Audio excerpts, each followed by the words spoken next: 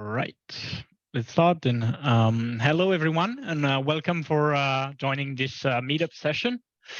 As you already know, we are here with Nicolas Carlo for his talk about types at the edge of your system. That's the title. Before I hand him the mic, actually, I would like to take a minute of your time to make some quick announcements. First of all, we have prepared an open session, an open feedback session. So we would like you to take your time, and I'm gonna drop the link in the chat.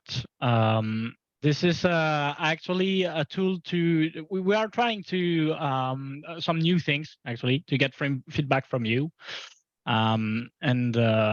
This will help us know if you appreciate the talk, if you appreciate the topics, and this will surely be helpful for Nicolas too. So the link is in the chat. This is pretty straightforward, I think. You just have to click on the box that matches how you feel and leave a comment if you'd like. But that's going to be very useful for us. Yeah, shoot in the comment if you need something regarding that point, by the way. Second topic, I think, Guillaume, you wanted to talk about the conferences. Yeah, I'll try to go fast on this one. So I think most of you are aware we basically started a partnership with a conference recently, and there was a raffle last week, and two lucky person basically won ticket for a conference about Node.js. And we're doing that again. So I really want you to stay focused on what we do, because we're going to announce a partnership with Vue.js London Live mid-May. And it's a hybrid conference. There will be one day hybrid that you can attend physically the conference over there, or you can attend it remotely, and there is a second day remotely. And there will be 2 tickets to win. So stay tuned. We'll make a raffle again on LinkedIn. Yeah, I think it's in London, right? Yeah. And well, I wish you luck, and please participate. Yeah. Okay. Well, that's it. The floor is yours, Nicolas. All right. Thank you very much. Thank you, Tinel and Guillaume, for having me. Thank you, everyone, for coming here. So I will do the presentation. There will be slides. There will be some live coding also. Feel free to drop questions during the talk. We discussed that with Guillaume and Tinel. You can interrupt. There will also be time at the end if you have more questions, and we can go further. But it's very open, like it's not formal like a conference. It's more interactive. So yeah, feel free to drop your questions if you have. And if you want to ask them in French, it's also okay, right?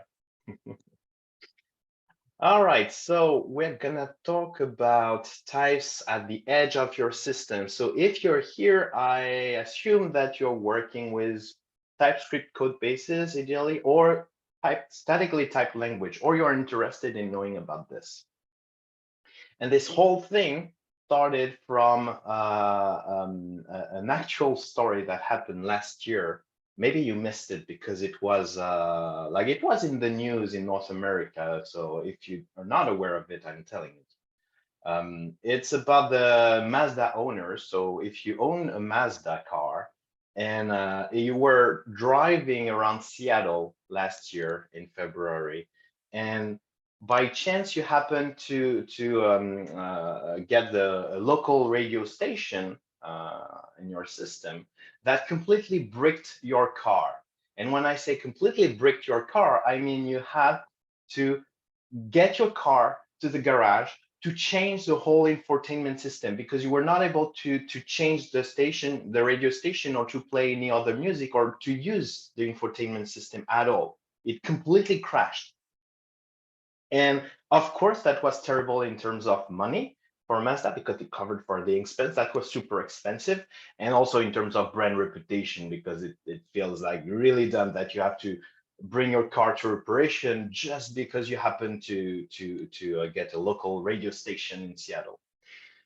So what happened? how did that happen? How did they manage to break old Mazda cars like this? Well, it's because the local radio station, when they were broadcasting the songs, they also broadcasted metadata, and including the cover image of the album to be displayed on the screen. And they forgot to put the extension of the file, like of the image, so .png, .gpg, whatever it was supposed to be. It was not here. And the Mazda system was not expecting that. That was a complete blind spot. And somehow this blind spot had terrible consequences, because then it crashed everything. And because it's an embedded system, you cannot just update it like that. You need to bring it to the garage. So that is a funny story from other people, cost them a lot of money. And you may be like, well, it doesn't happen in our system, right?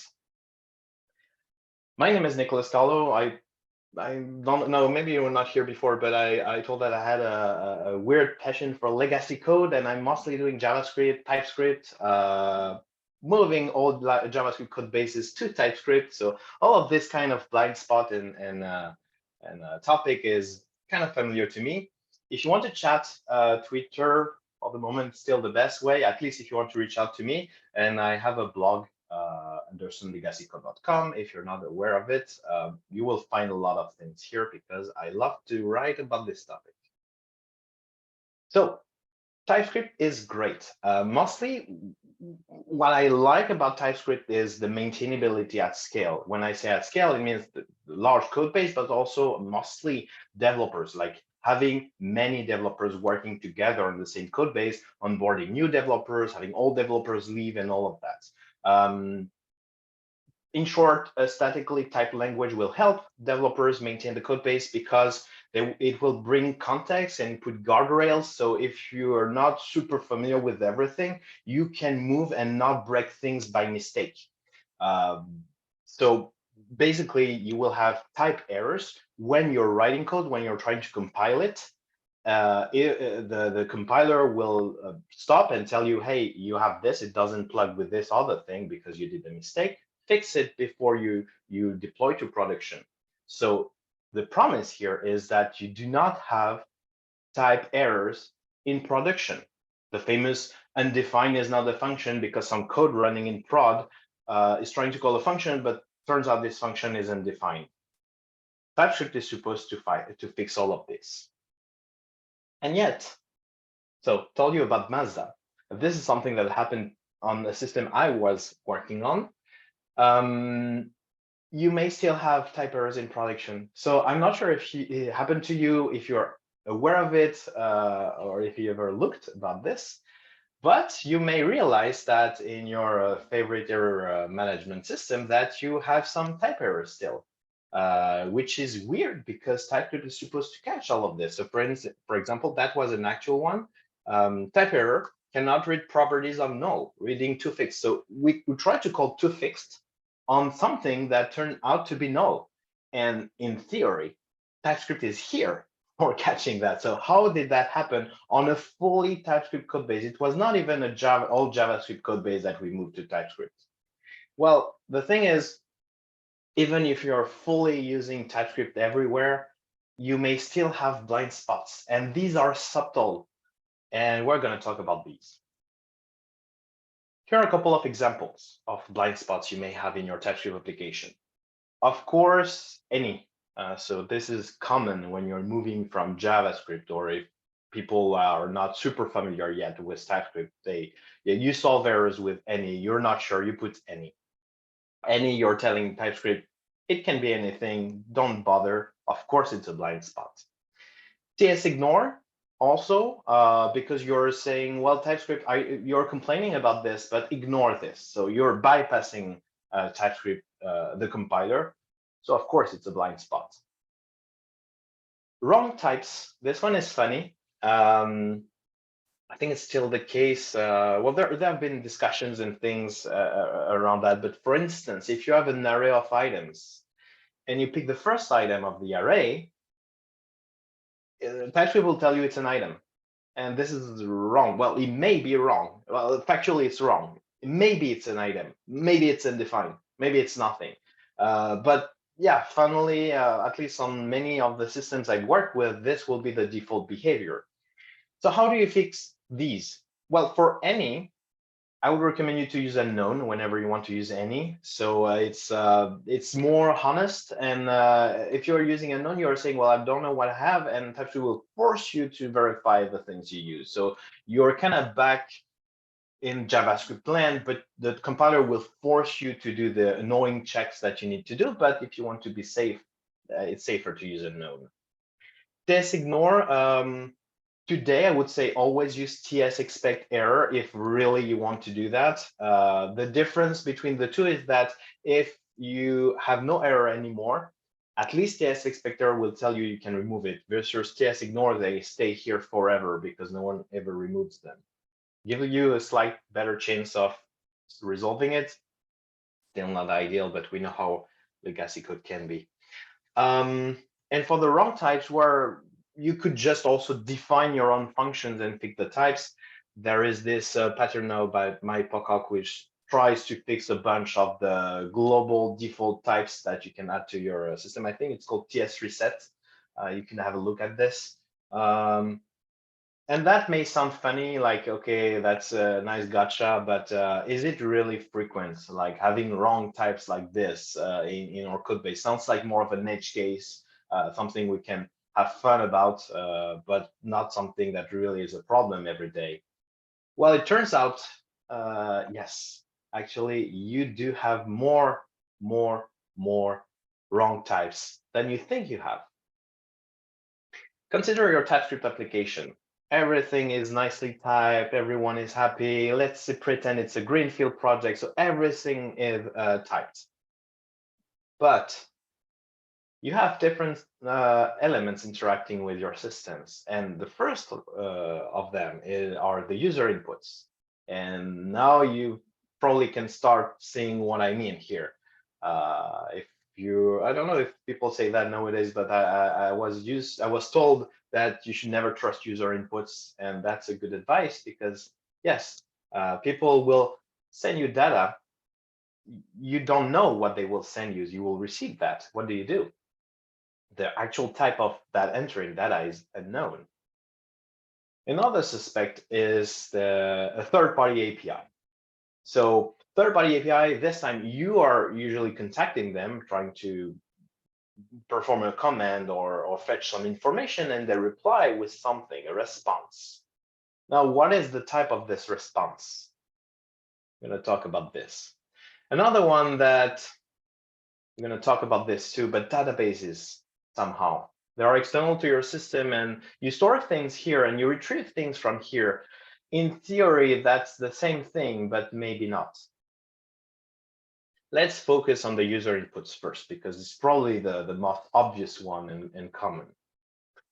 So there are different scenarios when you're dealing with user inputs. The first one I've seen that is common is the team is somehow dealing with the backend and the front end, so the client and the server, and then they have end users.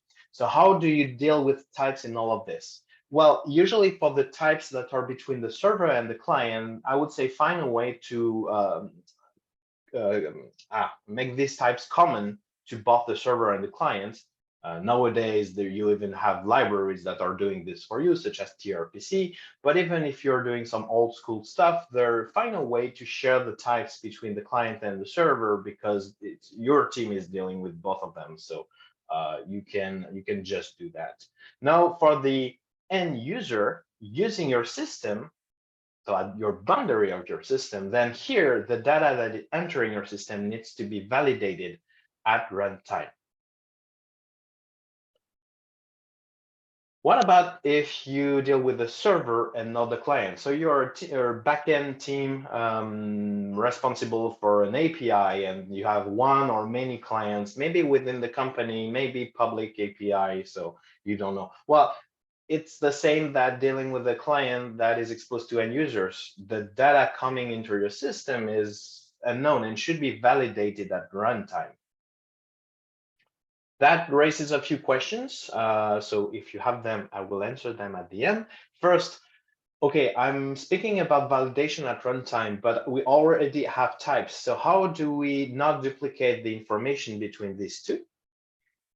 And what if you have a public API and you want to build a nice documentation? That will be a third source of duplication, because now you need to tell that your API looks like this, the parameters, like you need a string and it's required, and then you have a number, maybe it's optional, etc., etc. That will be in the docs, in the validation rules, and in the types. How do you remove all of these duplication?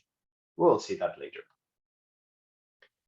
And finally, you handle the client and you're talking to an API. Maybe it's an API from within your company or something else. And this situation is exactly the same as dealing with the third-party API. Even if the server is managed by another team within the company, technically it's not within your team. So there is more boundaries and friction. You're not involved in the development of the server. So I would recommend to go for the, consider this as a third-party API. Hopefully one that you have more control over, but still something external to your ownership. So let's move on to how do you deal with third-party API? Third-party APIs, they have different levels of trust. So it really depends on who you're talking to. Maybe you're talking to another team within your company and you can talk to them directly.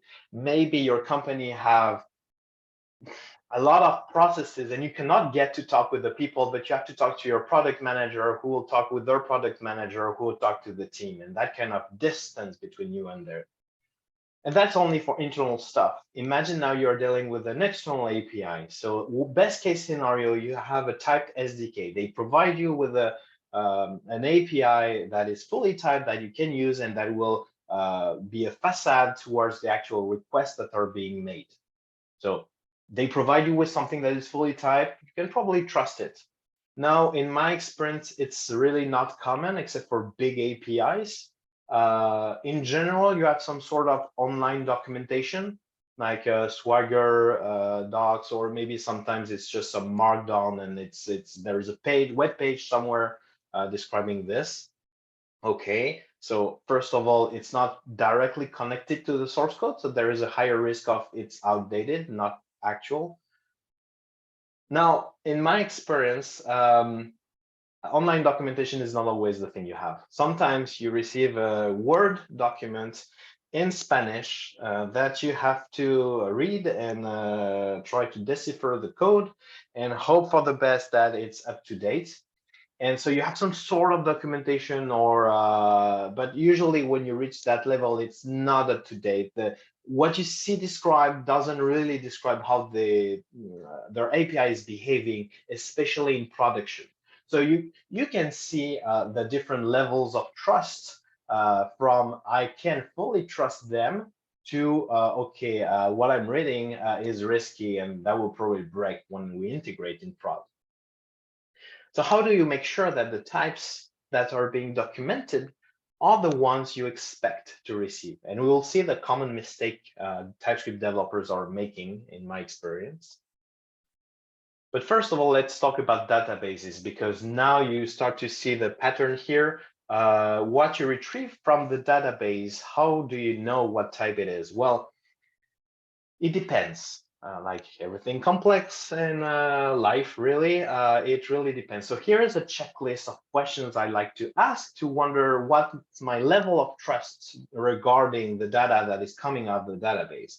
First of all, are you dealing with a SQL database or no SQL database? Because if you're dealing with a no SQL database, whatever has been stored will be retrieved, and it may not be what you think it is, especially if your application is not the only one to connect to the database.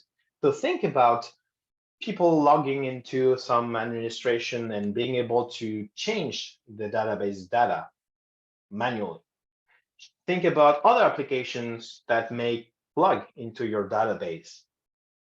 Think about scripts that may run as batch or migrations that may run and that directly tap into the database instead of going through your application logic.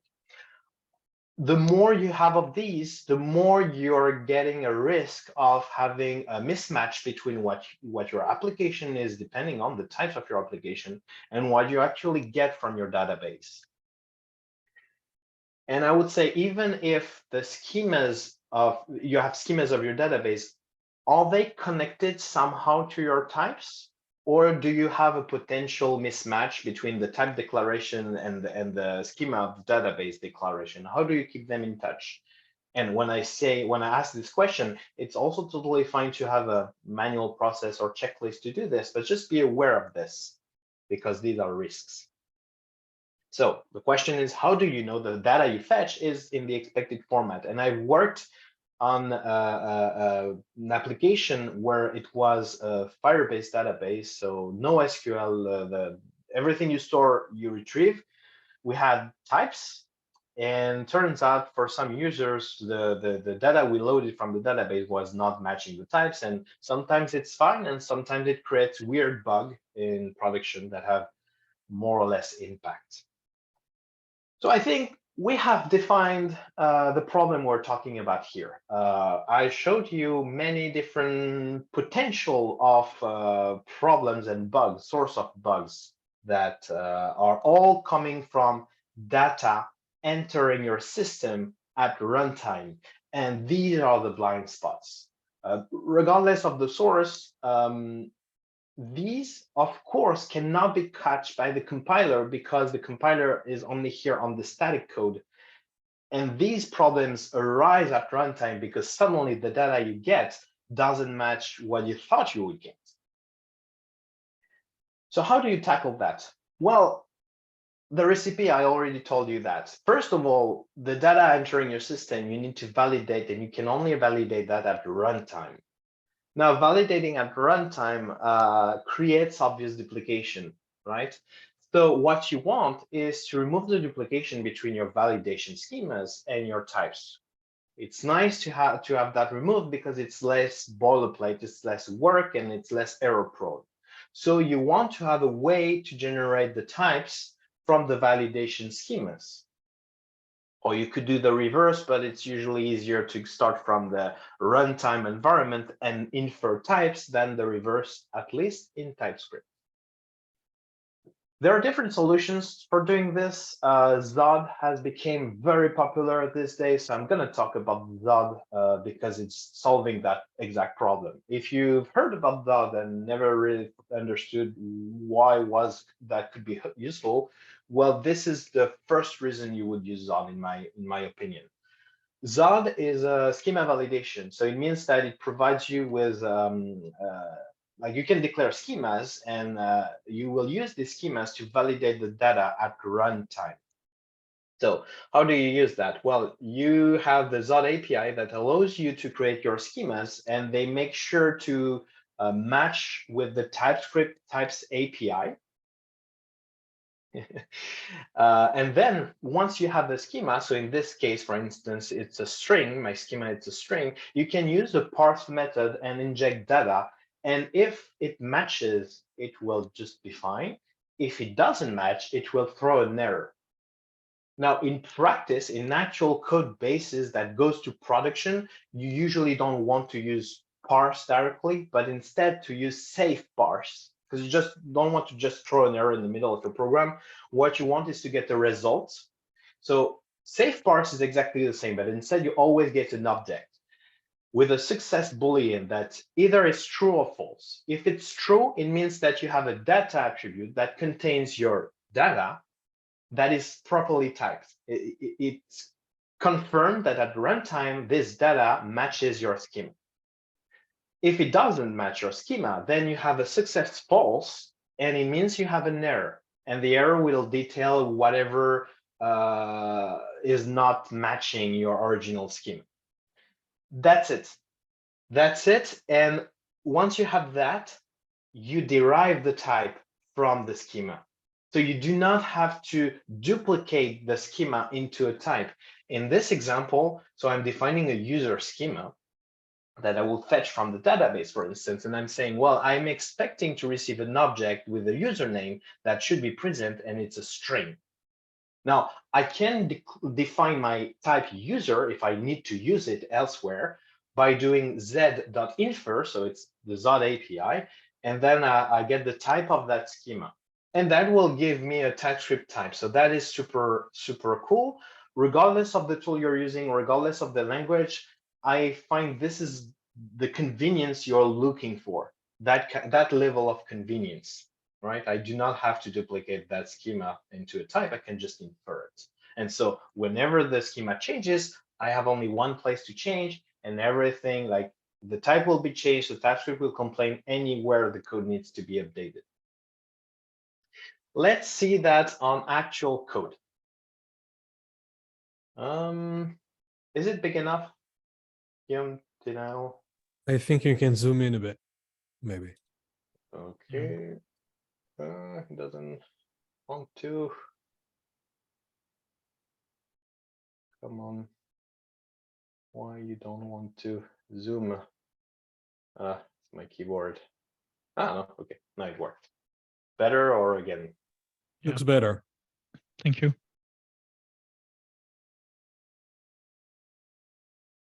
Okay. All right.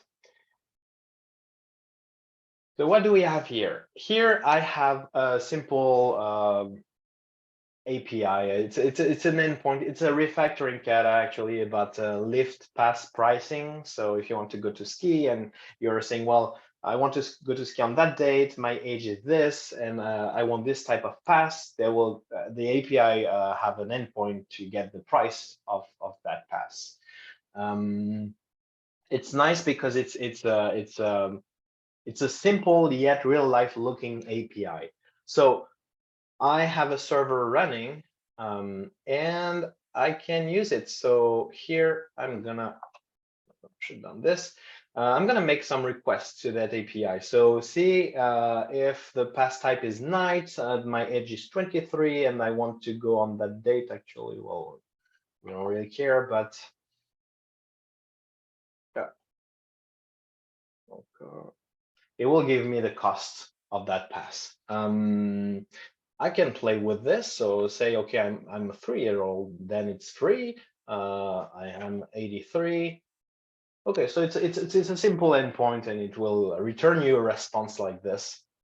What if I make a typo here on the type? Okay, so that changed the price, right? If I don't make a typo, it's 28. I'm gonna go back to a simpler price. Okay, 70, and now it's 12. That's funny because it's a bug. I can tell you it's a bug. It's not nowhere in the spec. There is no way you could have a cost of 12. It's a bug, but it looks legit. So that's a subtle one. It didn't crash, but the people will get a very nice price here. And there is a bug here. There is no way that could be the actual price. So first of all, having a typo in the request creates something nasty. What if I forget to pass the age? Then the cost is 0, I guess, fine. What if I forget to pass the date? Okay, that is okay. I don't need to pass the date. What if I forget to pass the type? Oh no, my server crashed. My server crashed. That's really annoying. Because yeah, that's a 500. The server completely crashed. And why did it crash? Well, there is a type error in my code. Okay, type error. This was a full TypeScript application. So what's going on here? Let's dive in. You can read this thing that says, well, in the compute reduction here, in the compute price, yeah, of course, it's the JavaScript version. But here, in short, we're doing this. And remember, I removed the type parameter. So I start to understand what's going on. This wasn't defined, and start with, yeah, does not exist. Okay, that looks like this. And yet TypeScript didn't complain. So why? So let me see what TypeScript think that type is. It thinks it's either night or un jour, which also highlights the problem of what if I enter whatever I want. So where is it coming from? It's passed as a parameter here. It's only used once it's used here. So we get the params. It's just forwarded from whoever called that. This is where dependency graphs are useful, by the way.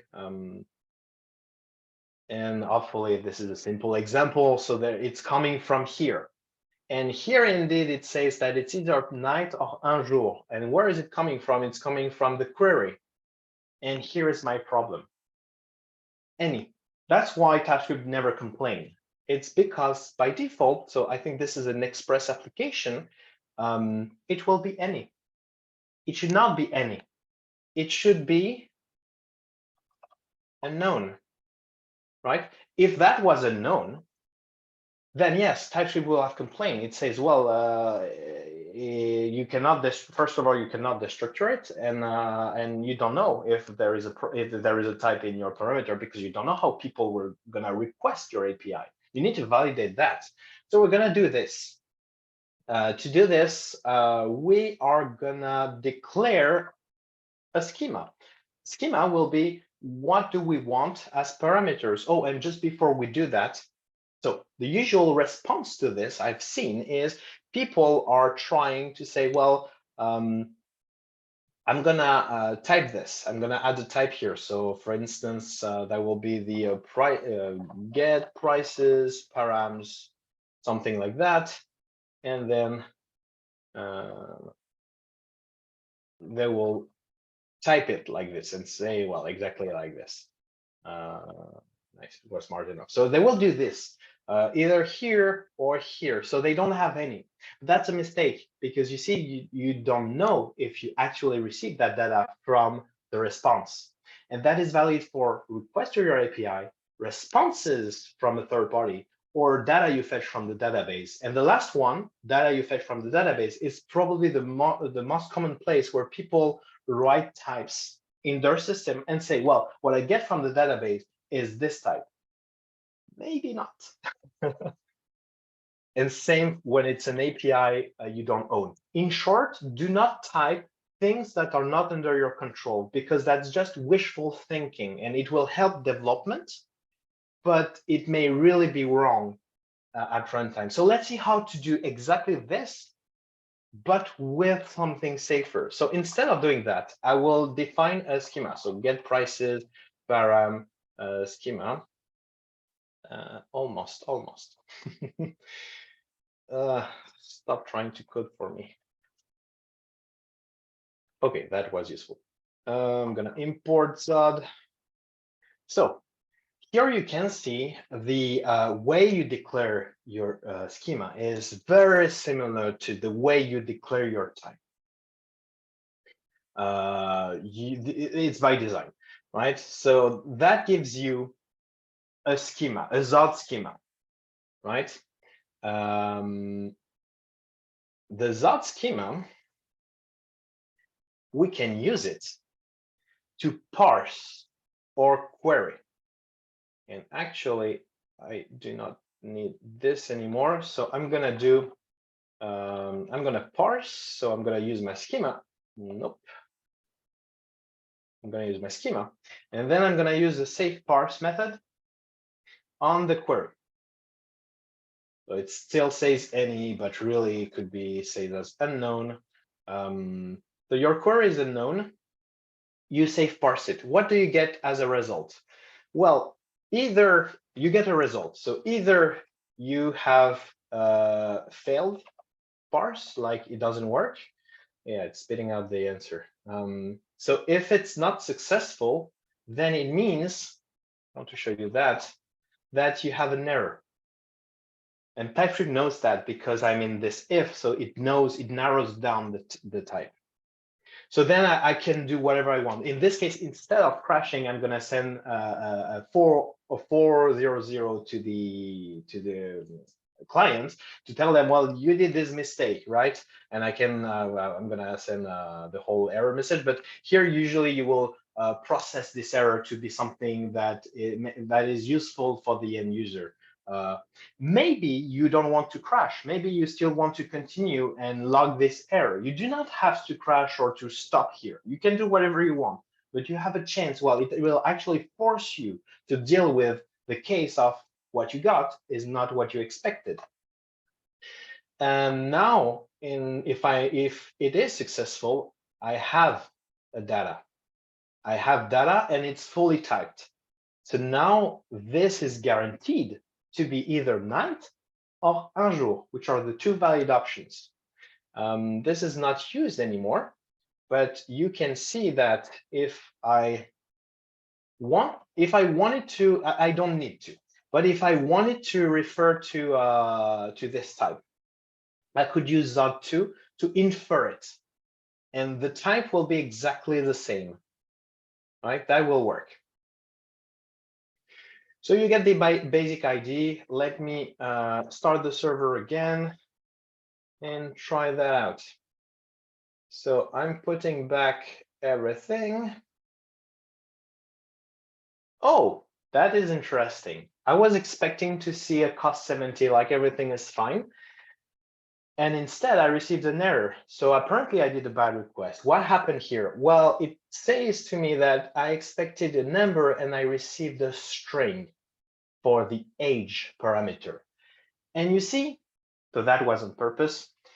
Even though everything sounded legit until now, because I mean, that was what we expect to use at the end, I learned that Express is converting everything to a string.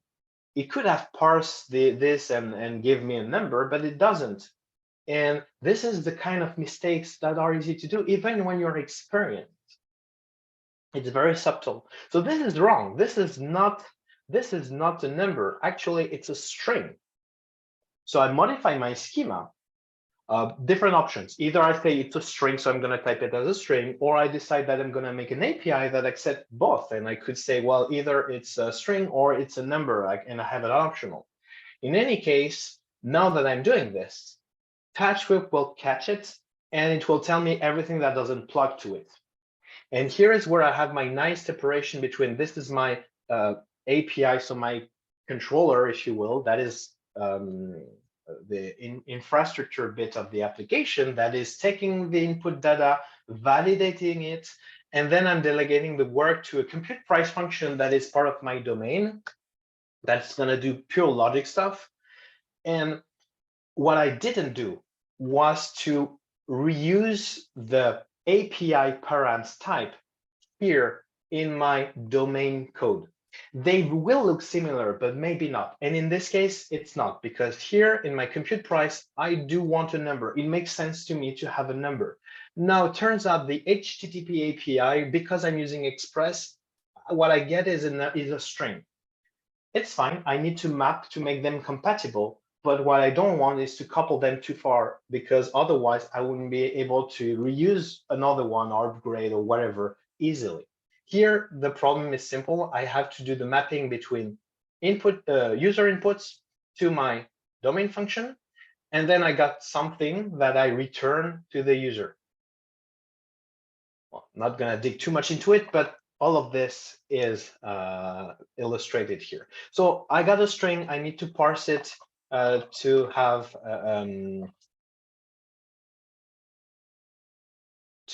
a number, and yes, that's not enough because it could be undefined. And indeed, if it is defined, and I did a mistake here, so I'm gonna undefine. That's what happens when you can say. What happens when you try to think and talk at the same time? Okay. So here I say, well, age here, either it's a string, either it's undefined. Now, age here, either it's a number, either it's undefined. What I want is to say, well, if your age is a string, I want to convert it to a number like this, parse int and specify the radix 10 or in base 10. Otherwise, I do return undefined. I could actually return age. It's the same here. Here, I want to do the transformation in the case of the string because like falsy values in JavaScript, so undefined and 0, you wouldn't be able to tell the difference, etc. So be extra careful when you want to be smart and try to make things like smarter, like if age is present, no, because 0 will be falsy. So here I'm super explicit. The type is string, okay, convert to a number, otherwise pass the age. And that mapping will evolve if the API needs to evolve without the logic to change. Or the reverse, I can change the compute price and adapt this to be compatible without changing the API. All right, so let's restart the server and query again. Okay, now it's working. It's working, but what about if I make a typo? Now this is legit. This is invalid. And I tell the client, well, your thing is not valid. It should be either night or un jour. So you did a mistake, and I'm not giving you a ticket for $12 and $12 instead of 70. What if you omit the type? No, it crashes. Well, it doesn't crash. It tells my user, you did a bad request. This is what was expected. So you did a mistake. I cannot proceed with that. That's it. That's how you do the validation at runtime.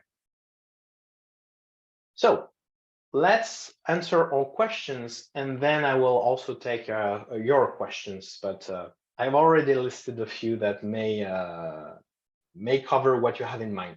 First of all, how do you keep the types and validation in thing? That was my first question when I declared that you need to validate stuff at runtime.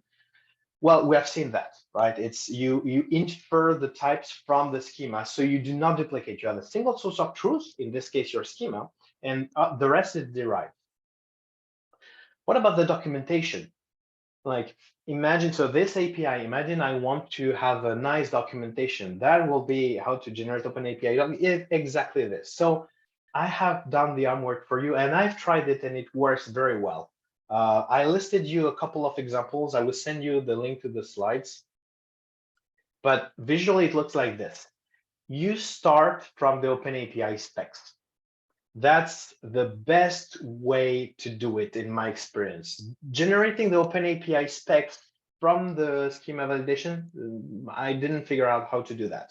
Start from the open API specs. Open API specs are a standard. Open API is a standard, which is good because it means you can reuse a lot of tools. And there are tools to convert this open API that describe your API, params, response, behavior, into other things. So from this, you get your documentation. Like you can use Swagger Doc, for example, and you will get this for free, or whatever tool that takes open API specification and generates a documentation. There is a package called OpenAPI TypeScript that takes OpenAPI specification and spits out TypeScript types for the params, for the responses. And there is another package that does the reverse, that converts the types of TypeScript and creates the ZOT schemas that will fit. So this time it's the reverse. We generate the schemas from the types. There is something to put in place. Personally, what I did was to have a kind of a pipeline of execute this script and then this script. It's not super complicated. There are two scripts to plug. You change your specs, you run your command. You could even think about automating that as a GitHub action, for instance, or whatever. And it updates your types and your ZOT schemas. You do that, and from the specs, single source of truth, you got documentation, types, and schemas that you are generated, so then you reuse them. How about the third-party API? So it's the same. We have seen user inputs, but you should imagine that if you're dealing with an API and you're making fetch requests, like raw requests, or maybe they do provide you with an SDK, but there is no type for the SDK. If they don't provide you with types, you should not write the types yourself. Instead, you should write the schemas. So, and that's what TS reset is doing also, because the fetch is typed as any today. I think it's still the case. And so there is this package, TS reset, just like CSS reset, that fixes this. So, oops, so it returns unknown, because really the response, well, The response.json should be unknown, not any. Anyway, this is unknown. You have to parse it. You parse it, and then either it's a validation error, either you have your results. Do not type what you don't own. Repeating this. And it's the same for database, especially if you're dealing with NoSQL database. I really recommend you doing that, to have this little layer on top. So for example, here, it's easy. Like I put that behind a find user function, which is the API your code wants to use anyway, instead of sprinkling Firebase queries everywhere across the code. The problem with this query is that, of course, this will be any. And what people will do was to type this answer, so it's not any everywhere. But again, that may be wrong, and it was wrong for us because we had bad data in our NoSQL database. So same stuff, little schema. So we make sure that what we retrieve from the database follow the schema. Most of the time, it will be correct, and if it's not, then we have the occasion to throw an error, or maybe we still want to go forward and use it at our own risks, but we will log an error, for instance, somewhere, so we can detect it when it happens. We don't have to crash the application. Most of the time, you may throw a validation error. In this case, maybe not. Maybe you still want to continue because maybe it will just work, but you still want to know about it. That's the point. So at the end, it looks like this, your TypeScript application, nice type blend of everything. You can just trust the compiler, and everything that arrives in your system at runtime is validated. And so you're sure that if there is any problem happening, you will detect it the moment the data enters your system. And it's much simpler to debug. Instead of having down the line something that crashes because it received undefined, because of some causation, like consequences of the original parameter, and you have to debug all of this. No, you have a very explicit, okay, this is what we expected, this is what we received, it doesn't match, you have to do something about it. Validate the data entering your system, generate the types from the validation schemas. Further questions? I presented Zod. There are alternatives. I've met with people who didn't know Zod, but they are using Yup. It's the same. It's fine. Yup, Joy are the most popular ones.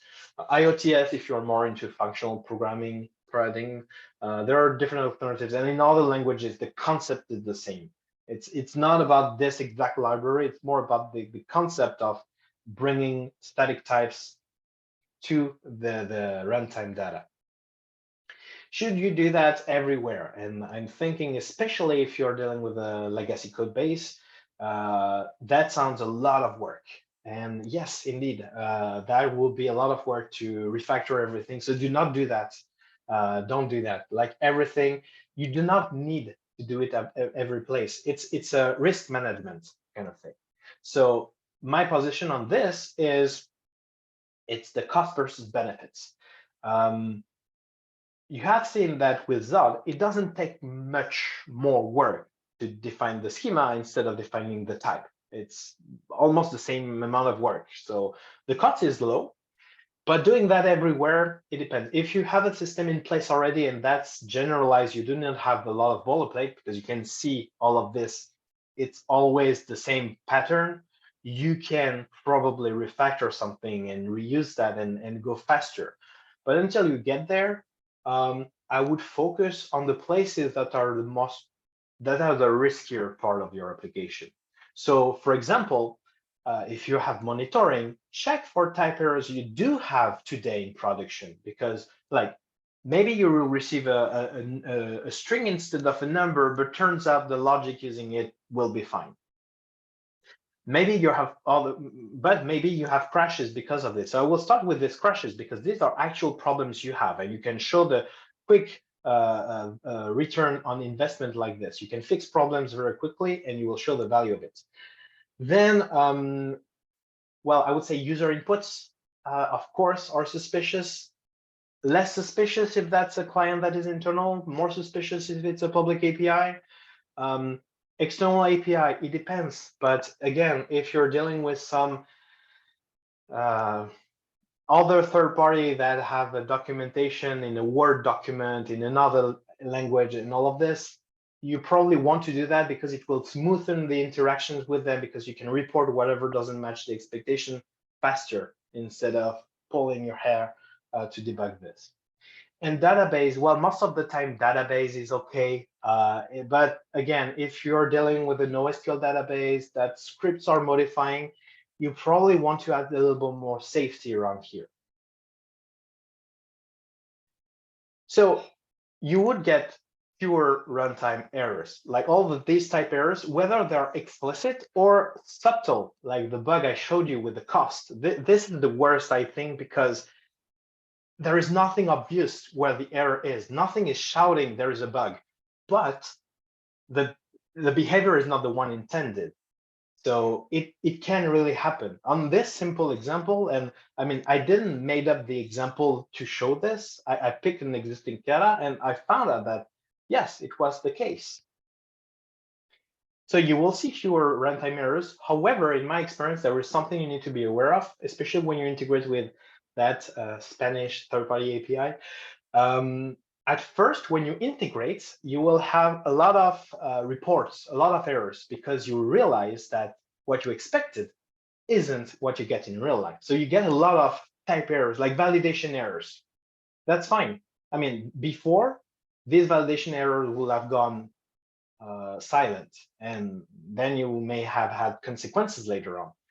You have explicit validation errors, you fix them, and then you have something super robust. And the moment there is something that doesn't match your expectations, you know it right away. So in my experience, it was much easier to manage and less stressful overall.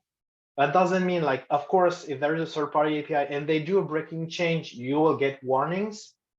There are two ways to deal with this. First of all, you do not need to type everything. Just like validate what you need to use, what you depend on, right? You do not need to cover the whole API and including the parts you don't care about. So reduce the surface of validation to what you need to use, and that's it. The second thing is, it really helps with debugging with a partner, because you can tell them, well, exactly at this endpoint, this is the response we got. This was the expected format, and you don't have to start from within your code base. Performance, it's a legit question. Zod wasn't known to be the most performant tool of the gang. They have improved this recently. I'm not sure where it is today. It's not the fastest, but in my experience, it's barely the bottleneck. It really depends on what you do. So I will always recommend you to measure things, like before ditching Zod, like, okay, no, I've seen a benchmark that is not performance. Okay, maybe go with another one, or maybe actually do some tests with your context to see if that's an issue or not. Maybe, yes, it's less performant, but it's not the problem in your system. You won't notice the difference. And if you're really dealing with a lot of data, like high frequency and all of this, I would even start to think maybe TypeScript isn't the best language to do this, to be honest. We're talking backend stuff, but I've had this discussion before, performance, where, well, if your context is you have to handle many data very fast, there are other languages that are made for this. For regular web applications, that is usually fine. And that final question that I get all the time, and I've lived this, so I know. Okay, picture this. Maybe this will talk to you. You're part of the team. You depend on another team in your company. You depend on their API. And this team, they keep breaking the API, and they are breaking your part, your responsibility, your application, whatever you're responsible of, because they made a change. What do? Well, first of all, I would recommend you to make this dependencies more explicit. So I will push you to have a look at context mapping, DDD, etc. Just to make that clear in the mind of everyone. What are the relationships between everyone? And at the end of the day, it's mostly a matter of how do we communicate between each other. It's a technical problem, but really it's an organizational and communication problem. A solution that is effective is to namespace the types. So basically to version the API. And if they are, for example, dealing with the types and they are giving you the types of their API, maybe they could add a namespace before that is a version number. So whenever they want to change it, to make a breaking change, they treat it just like an actual API that will be public. They increase the version number, and then you have the old version types and the new ones, and it decouples your two systems so you can deploy independently. And in the worst case scenario, you can use Zod to, have the little boundaries on your system. So whenever there is a problem, you can just say you're clean and you can tell right away the problem is coming from your team. And you have a report at the end and you say, well, in the past quarter, you broke the API 4 times. Like, it helps with the discussion. Hopefully you can have better relationship, but worst case scenario, the technical it is can help you come up with these concrete discussions. Thank you. I will take questions and I will share the slides. You can actually copy this in the chat.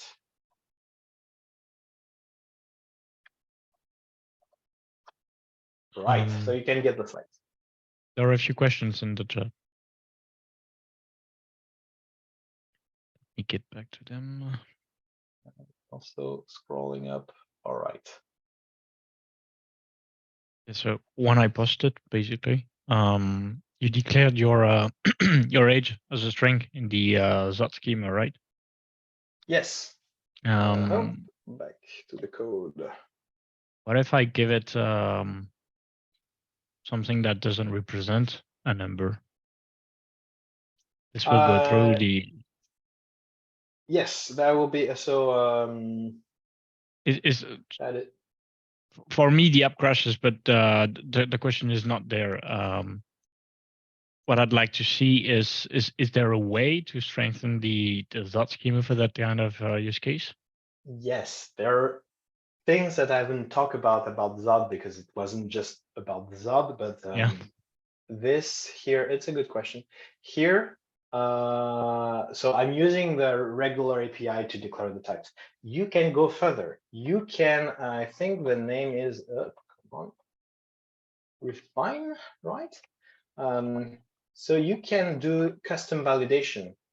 So for example, you could say that the type of should be number. I think that should work. And let's try this. I'm doing that by head. I'm not sure that is the exact API, but I think in my souvenir, it's this one. So if I do regular, okay, this is working. And now if I make, no, it's something else then. Let's refine. Okay, there is, I'm gonna go on Zod up. There is a way to basically add your own, add your own constraints. So maybe it's just my, I would probably unit test this. Will be easier to simulate.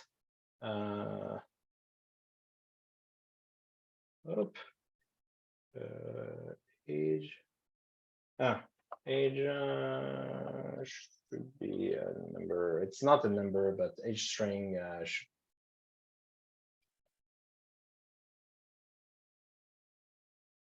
Oh no, I know.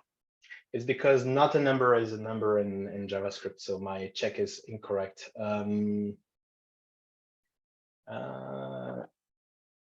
I think you can do it by, no, it's like number is none. So you will check that. So if it's a number, it will give you the number. If it's not a number, it will give you none, not a number. But not a number is of type number, of course. So I want that to be wrong or false. Let's try this again. See my manual test here. All right. Okay, this is it.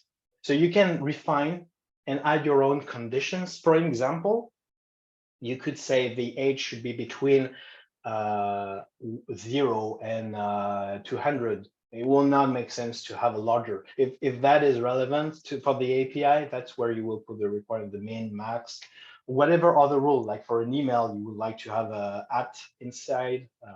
You can refine. That's one. There's another one that is off topic, but I want to open the door. I don't know where you are with this, but if you're curious, I suggest you have a look at brand and brand types or opaque types in general, not just in TypeScript. It's a concept that is not just in Zod and not just in TypeScript. It's really cool. Basically, to put it short, imagine here, well, here, I have a date, I have an age, both are strings, and that's it. And the problem is, what if I mix it up and I pass the date value that is a string in place of the age, and then it's not valid anymore. So because these are both strings, you cannot tell the difference. A brand type allows you to tag this and say it's not just a string, it's a date string. So you cannot pass anything into it. It has to be a date string. And the only way for you to create a date string is to go through the validation. There is no other way you can create that type. So it forces you to do the validation. It's very popular when you're doing functional programming, because in object-oriented programming, you will encapsulate the data and you will have the validation at one place. But in functional programming, you will share the structure around. It's not mutable, but still you will pass it around. And so you have to force somehow the validation is made by one function, but you have to force people to use that function. And with type, this is how you achieve it. You are like, well, I take this type, but to get this type, you have to use that function first. That is doing the validation. Otherwise, anyone can use any function on any value, and you may make mistakes. So refine brand types. Great, thank you. Yeah, apart from that, I see that Fabien talked about archetype. Do you know about it? Oh yeah, I never. So it could be a thank you for sharing. I guess this yet another one I wasn't aware of. So I told you. Just another one to add to your slides then. Exactly. Thank you very much for sharing. I will have a look at this. It's also very common in the JavaScript world, where you have new libraries for the same thing, but they're getting better. And every few years you have a new one, and that becomes popular. So maybe it's this new one. I need to have a look. Thank you. Okay, I'm going through the chat. Adrien talked about also, if you want to create JSON schema compatible types for data validation, you can use Sinclair Typebox to define them, plus AGV to validate payloads. Yeah, here you validate, so it looks very much like this AGV. Yeah. You will validate the payload, and yeah, here you have the Sinclair type box. So if you're dealing with JSON schema stuff, you have another option. Hopefully you get the idea. The general idea that is behind all of this is static types helpful, because especially when you have a lot of people working on that code base that goes in and out. But it's not enough. Usually you need to think about what happens at runtime, the data entering your system, so validation. And now it's just a goal of how do you not duplicate the efforts and come up with your tools. Okay, great. I don't think there's any other question. If you guys have any other question, just feel free to ask in the chat. Otherwise, yeah, that's it. That was wonderful. Thank you very much, Nicolas. Thank you for having me. What's for dinner? Potatoes, Fabien. That's gonna be pizza for me. Fries in Belgium.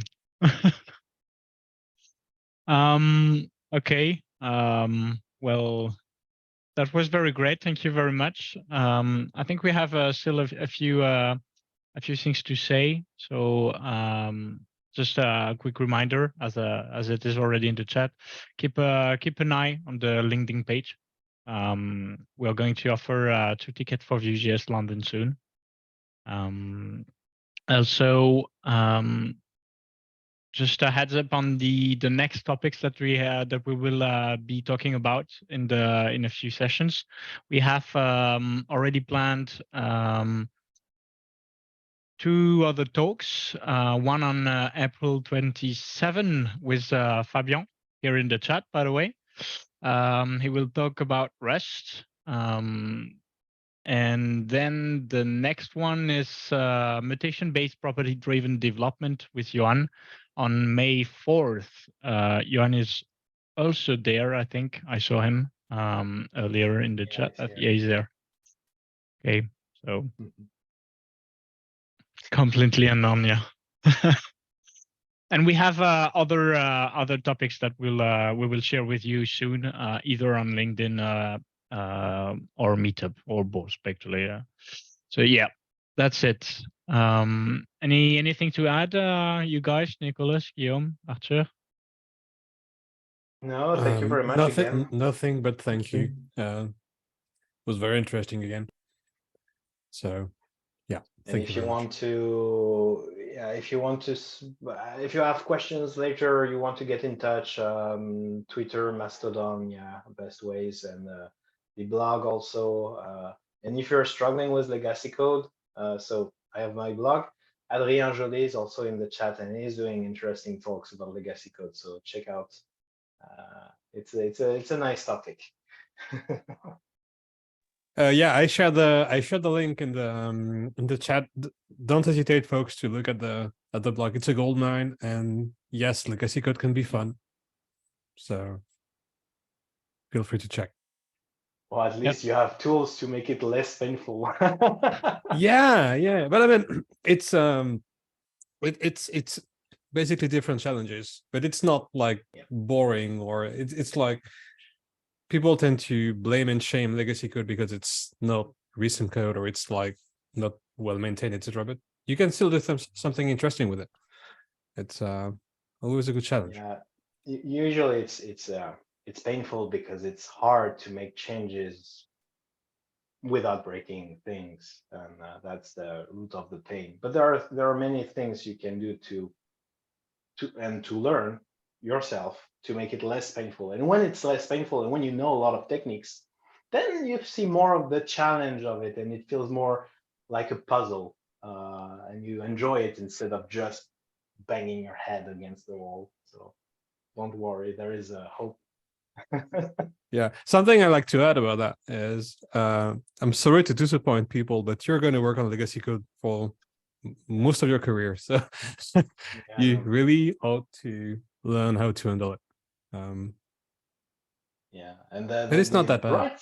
The bright side of it is because I've worked on startups, like early startups, and some of them failed, and when they fail, everything you have worked on for 2 years, it's gone. And I mean, yeah, sure, no one has to maintain that anymore, but it feels like a waste a little bit, but not fully, but still, compared to working on something that is in prod. So you have legacy code to deal with, and you cannot just do cowboy development, but the application will stay here, and people are using it, and you can improve people's life by improving the software. So I like it. I like this feeling. And cause that makes money. Yeah. Well, otherwise, yeah, it pays for the salary. Like, legacy code is only on successful companies. Otherwise, they could not hire you to maintain it. So yeah, I there mean, is some sort of no legacy code, no work, basically. Okay, enough. But hopefully, there are ways you can make it more maintainable. It's not to say that legacy code is great. Yeah, it's here, and you can do stuff. You can make it so it's not just feeling like you're in hell and you want to quit. You can do stuff. Anyway, thank you very much again. Yeah. Okay, guys. That was it then. Thank you very much for participating. attending the meeting. And yeah, don't forget to leave a comment on open feedback. And yeah, we'll see you just sooner than you expect. Bye. Bye-bye.